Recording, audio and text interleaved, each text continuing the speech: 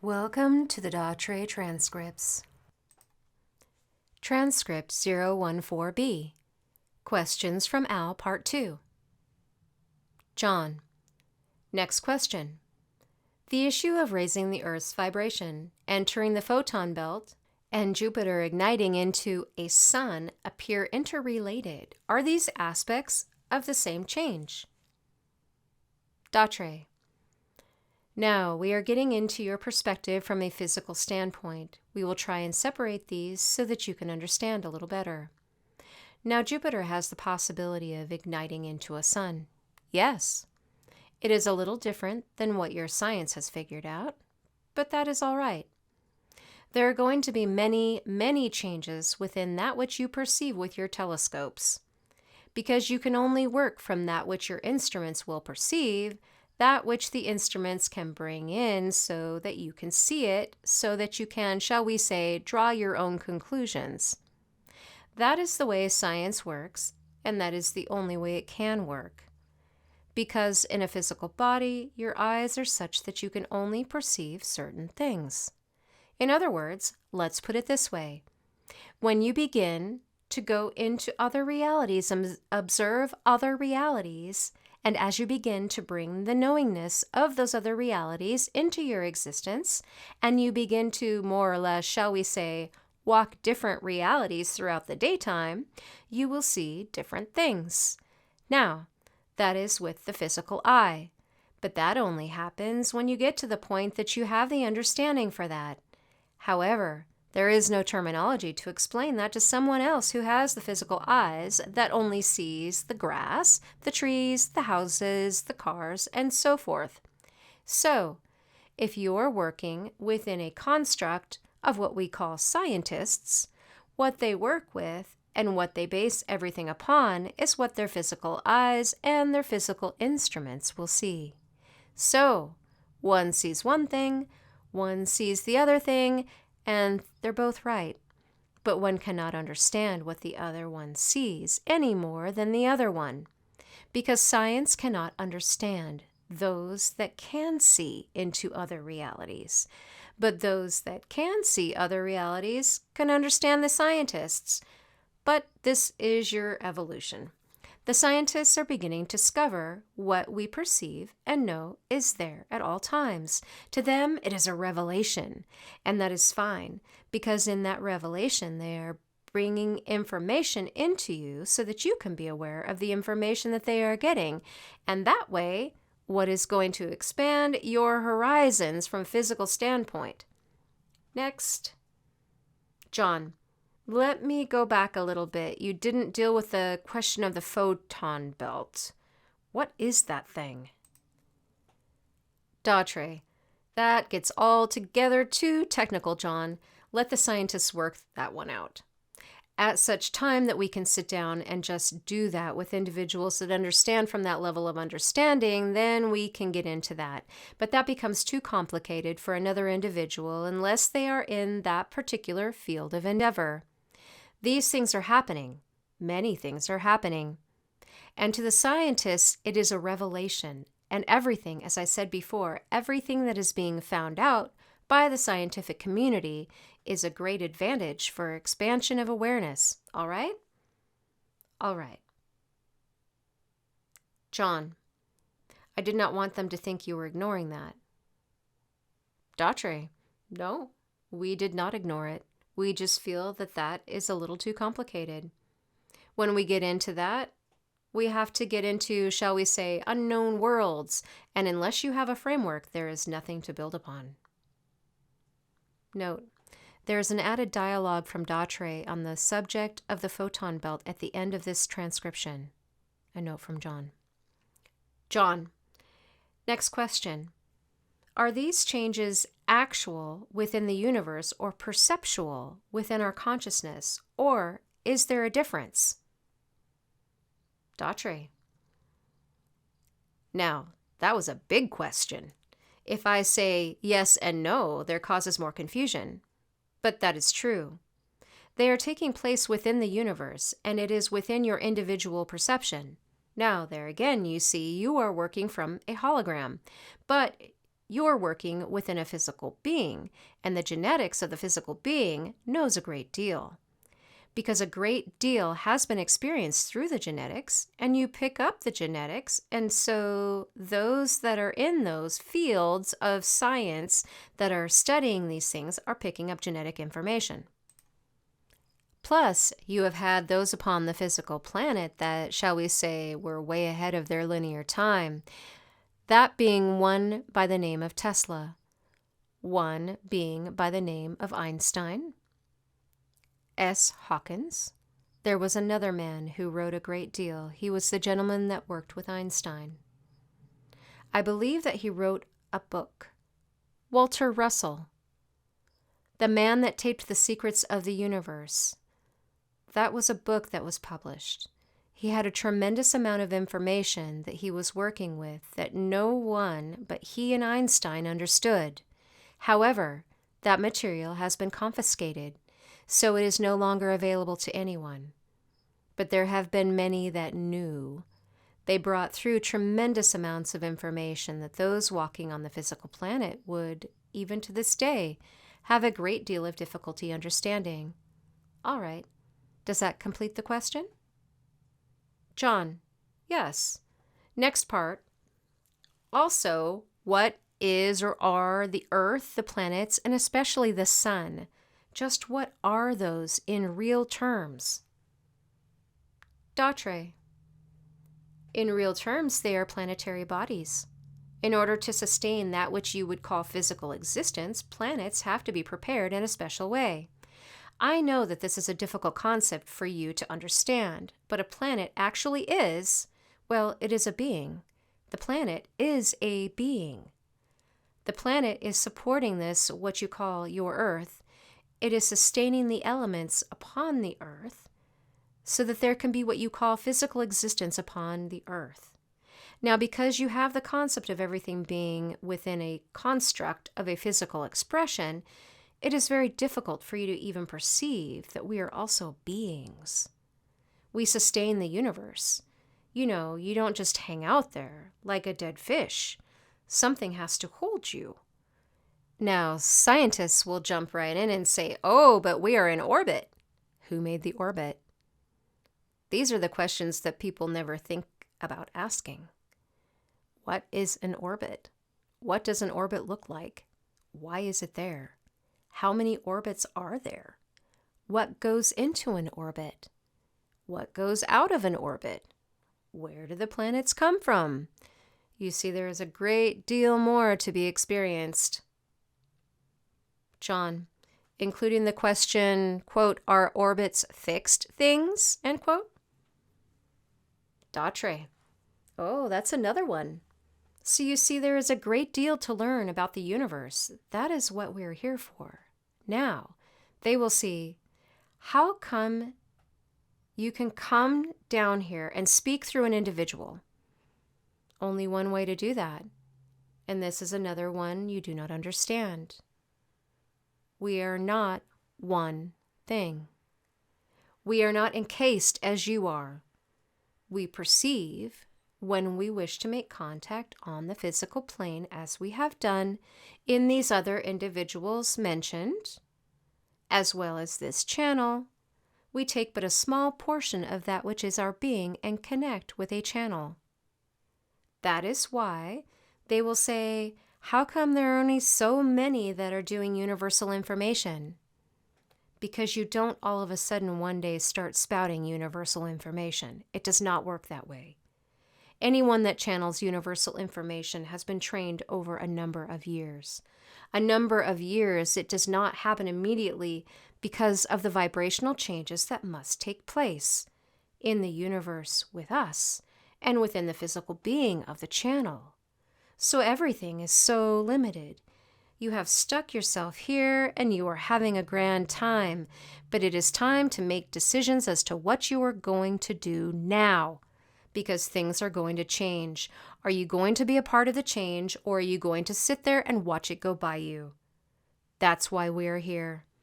We got off the track, but we wanted to get our point across. John, Okay, I don't know if you want to make this point, but he emphasized the question of the sun. He said, especially what is the sun? Datre. The sun. All right. Let's make this very simple. It is far beyond what I'm going to tell you, but I will give you this much, and it will suffice for now. At one point in time, your planet was surrounded, shall we say, by moisture. That moisture that surrounded your planet maintained your planet, and the planet, in being encased in the moisture, produced and maintained its own light, which is like a glow. You did not have day and night. You did not have storms, and you did not have rain, and all of this. Now somebody's going to jump in and say, oh, that was the flood. No, it did not have anything to do with the flood. However, there was damage done to the, shall we say, cloud that encompassed and maintained the atmosphere around your planet. The water was released from the atmosphere around your planet, and you did have the moisture come to your planet Earth. But that did not come in great big amounts. It came gradually. But the more that changed, you needed light to sustain your planet. That is when your sun was brought into this, what you would call, solar system. The sun reflects energy to your planet from Jupiter. That is all it does. It reflects energy to your planet. Now that bubble that encases your atmosphere and your planet, when the energy comes through that bubble, the energy is transformed by your planet into that which you call sunlight. Now, there's a great deal more than that, but that will suffice for now. John. Okay, I'll let that one go. Now, next question. What is oil or petroleum? It has been indicated that it has a role, but it was never clarified. Datre. Petroleum does have a role. Now, this is going to be difficult for you to understand, but we cannot go into this in great detail because it becomes too cumbersome. All we can say is that in forming the physical constructs upon this planet Earth, at its very inception, which was even before these civilizations that you recognize now, the physical constructs, the life-giving nutrients, were petroleum. However, that also over these, I would say close to eons of time, has been changed, and your petroleum now is of a different construct than it was. The petroleum now within your planet, the oil, is that flexible material that allows your planet to actually be flexible so that it actually changes its shape. In other words, you don't think of yourself as being on a planet that is going through what you refer to as space. Your planet is in constant movement, not only axis-wise, but in going through the different portions of the universe. There is a constant movement out there. All the time, your planet being in movement. Now, if something is in movement, and it is a being, it needs to be flexible in order to move. You've seen these little things under your microscopes, those little tiny things that move along and it doesn't have any legs or apparent means of movement? What do you call those things? John. Bacteria, are you talking about cells? Ameba? John. No, it's a little animal thing. Ameba. Oh, that's what I want. I can pick it up in the dictionary, but I couldn't find the word. All right, that little thing seems to move all by itself, right? What propels it? John. Propulsion. Datre. Good word, John. No, that little thing. But in order to move it, changes shape, right? All right, Earth. Same way. John. It's the smallest shapeshifter we know. Datre. No, that's not a shapeshifter. No, it is not a shapeshifter. All it is propelling is itself by taking a portion of itself and moving it. All right, the Earth does the same thing. I know this is very hard to conceive, but that is exactly what happens. In order to move through the universe, it needs to change its shape to move. The petroleum, the oil, that's within the crust, because here we go again, the center is hollow. Everybody would scream and holler, but that's all right. The center is hollow. It has to be. If it were solid, you could not move. You know, sometimes I wonder where logic comes from. But anyway, the center is hollow. It has to be hollow in order to change shape. The crust is where the oil or the petroleum is. In order to move through the universe, it has to change shape. Otherwise, it's just going to sit and it's not going to make any motion at all. If it gets bowed out or gets squashed like something that's been smashed, if the center is hollow and the sides are flexible, you can roll it back and forth. I can think of a good example, an orange. You take an orange and it's hard, okay? That's got a little edge around it, and all the stuff in the center is like it's liquid. Well, you can use your imagination. Anyway, you take that orange, you put your hand on the orange, and you begin to roll it back and forth. You roll it back and forth long enough, and it's going to be oblong. How could it be oblong if the stuff in the center was hard? All right, same way with the earth. Only thing, there is not liquid in the center, it is hollow. But that is hollow for a reason. The petroleum or oil in the crust or the rim around the edge, like the orange rim, that is what makes it so that it can move. If it were solid, it could not exist in the universe because it can't stay still, because everything has to be in motion. All right. John, next question. What is the significance of the moose and other animals that are shapeshifters? Datre. All right, let's put it this way. This is going to be an aha, all right? Okay? How many of you have gone out into the woods and petted a moose lately? All right? Now, being a shapeshifter, the moose is out there in the woods all by itself. Does anyone know that it is there? Not unless you happen to run across a moose. And you're not very apt to in today's world. John, not unless if you see a moose, it's typically in the sights of your gun. Datre, well, we won't speak about that. That's another subject.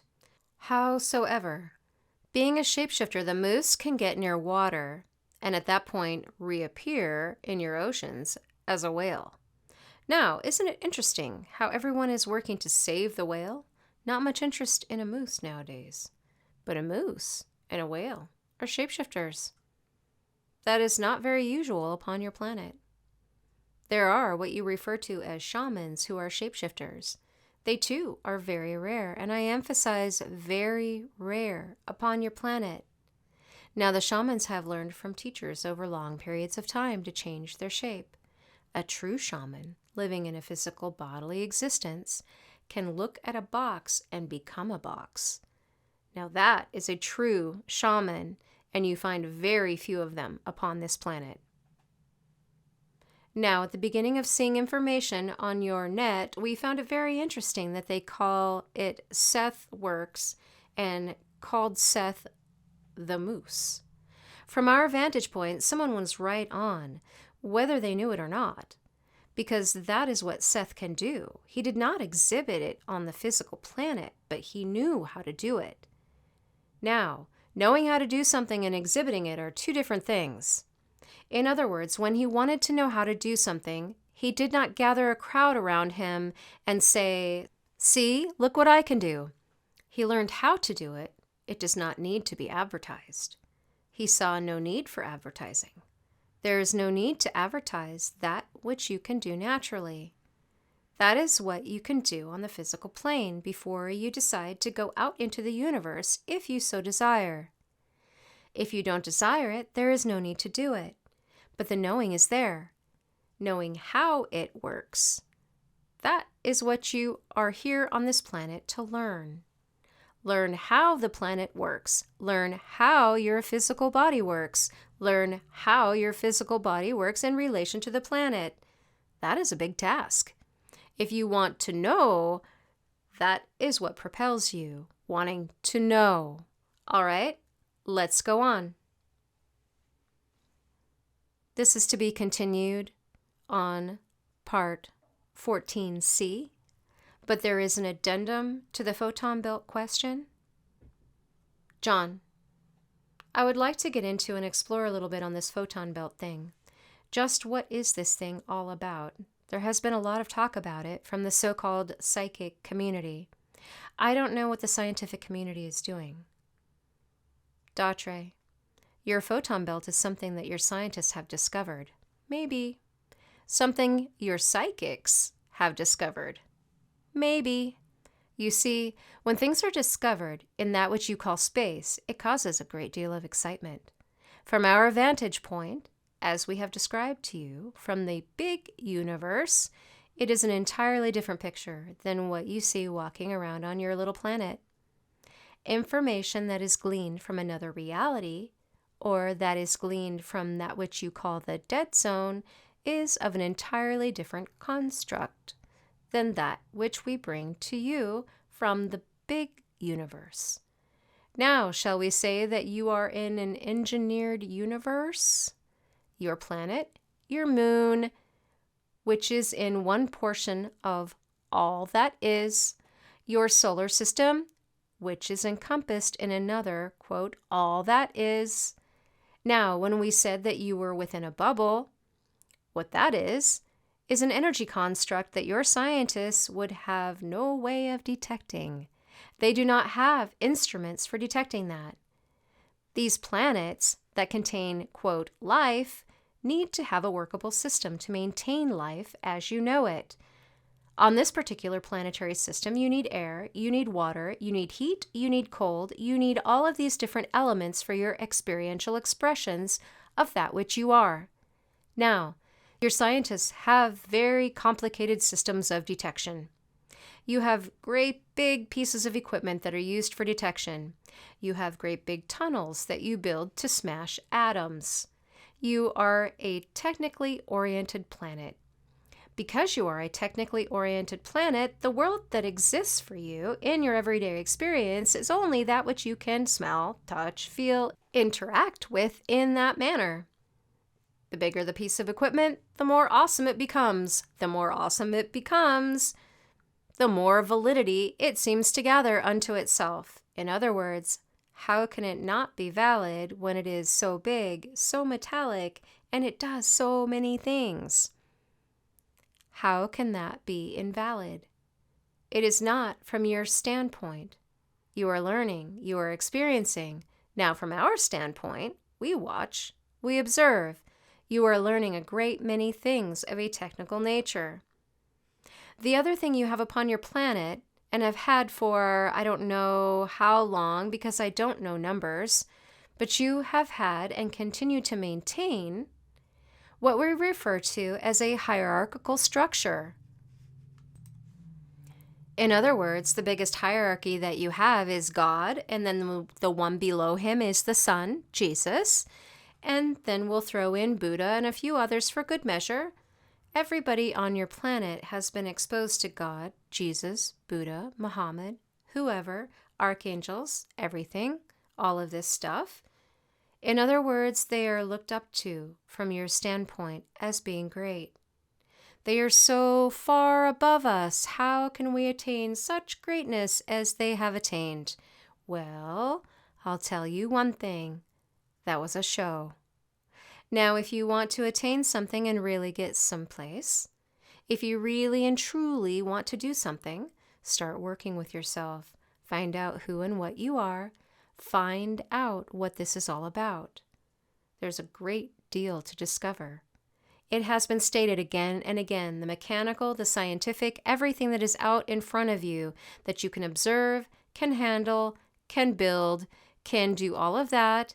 Anything that is in front of you, including the other people, is a study in itself. You know that very well. At least you should. You've done it enough thousands of times to be able to have mastered that one. The only field of endeavor that you continually ignore, push aside, don't want to really get into, is yourself. Your psyche, your computer, your brain, your body. You talk about, oh, you can heal yourself, you can do all these marvelous things, but nobody practices it. You can do a gajillion things, Everybody tells you that you can do a gajillion things. That's the point. You listen to what everybody else tells you what to do.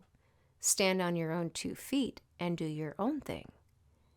Now, there's a big flap again, which comes up every so often. Big ships are going to come and save you. They've wrapped your planet up so you will be safe. Oh my goodness, aren't they wonderful? And what are they going to do? Take you in a mechanical ship to take you someplace else so you can keep on with your mechanics? When are you going to start to learn? It's inside of you, not outside of you. There's nobody that can come and save you. Now, all excitement about the photon belt, simply because you have found instruments with which you can see it, or maybe you can't. But anyway, your instruments tell you something. Okay, fine. You have no idea what is out in the universe, not the slightest, and nobody can tell you until you find out yourself. Now, so much for the photon belt. You've got a lot of other things out there in the universe too that you know nothing about. Why does anyone want to go out into the universe? For a learning experience. Are you content with staying on the planet and redoing the same thing for eons of time? Is that all that you can comprehend? If you go off in a metal ship to another planet, that's what you're going to do. Now, if that is your desire, that is fine. But there are those that want to know. There are those who want to find out.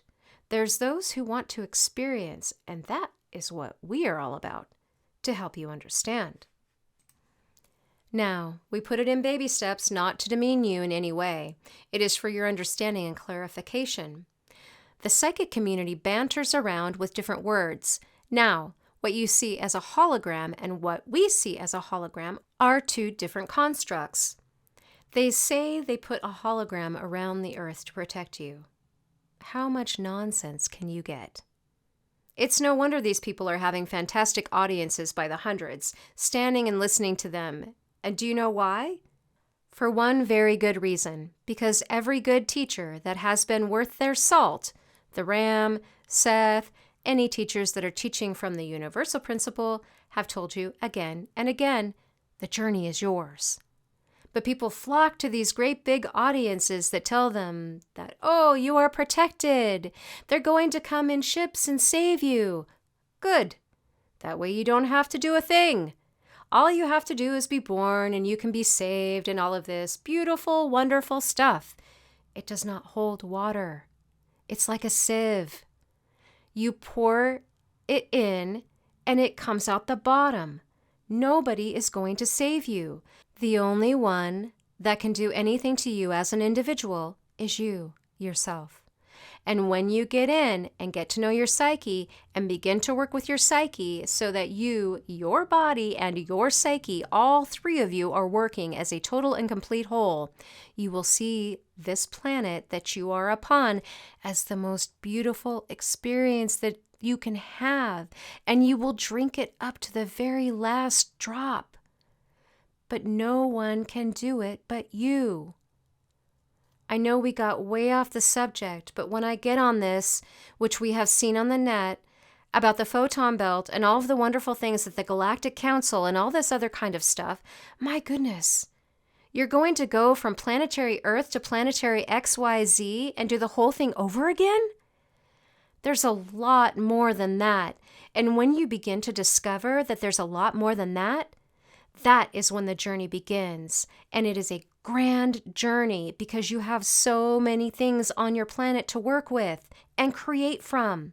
At that point, when you get all of you together working as a total whole and you find out what you can do with the material given to you on this planet, a big metal ship is going to seem like child's play.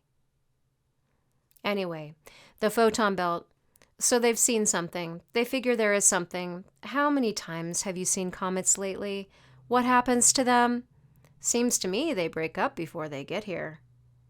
Have they stopped to think that a comet that they see flying by Maybe another planet going to another portion of the universe? Oh no, we don't think about those things. There's a lot to think about. Get to know yourself, and you will have the grandest experience you can ever imagine. Let the scientists do their thing. They are coming up with grand things. You can be an observer. You can watch what is happening. You can see what is happening. If you want to be a part of it, be a part of it. If you don't want to be a part of it, be an observer. Watch what is happening. They were talking the other night about the television. They say, "Why do you watch television? I thought you were above that." No, we're not above that. We want to see what's going on. This is how we learn what you were doing, by watching you. You have a disease now that you thought you have cured many years ago, called tuberculosis. It has come back, but it is now stronger than it ever was before. The doctors are absolutely mystified that none of your drugs have any effect upon it. Now, if you knew the energy of your planet is changing, the energy of your body is changing, and you give a many-year-old piece of the medication, it's not going to work. But you see, they think because it worked then, it works now. Now is when you are living. This is the experience you are having right now. Enjoy it to the fullest. If you think you want to be taken up into a big metal ship and taken off to another planet where they work with metal things and technology, fine, go ahead and do so. But those that we would like to reach are those that have within them, that have the knowing that there is something that they want to pursue, to know themselves. These are the people that we want to get in touch with, because there has never been a time when the energy has been as supportive to these individuals who want to know, who want to experience, who want to know themselves. Now we have interjected this. We were not going to get into the photon belt. We were going to leave that alone. But because of the questions raised by John, saying that from his understanding, he understood how I answered the question the first time, but for the understanding of those who do not have a technical background and might take the way that we answered the question in a totally different light, we decided to interject this information because it was a grand place to put it. Because of your fascination by technology. There's nothing wrong with that. You are experiencing, you're exploring, but you're exploring on the outside. Now explore from the inside. Good night. We are Datre.